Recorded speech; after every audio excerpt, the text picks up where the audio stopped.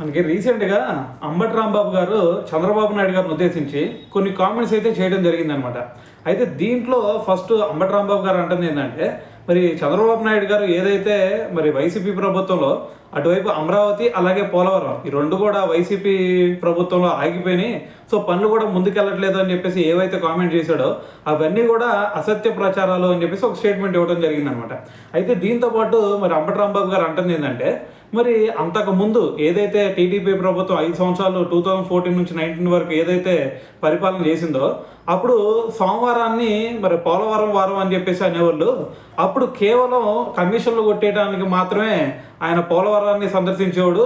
కానీ ఇప్పుడు చూసుకుంటే ఆ పోలవరం వైపు కూడా ఆయన తిరిగి చూస్తుంది లేదు అని చెప్పేసి ఒక స్టేట్మెంట్ అయితే ఇవ్వడం జరిగిందనమాట.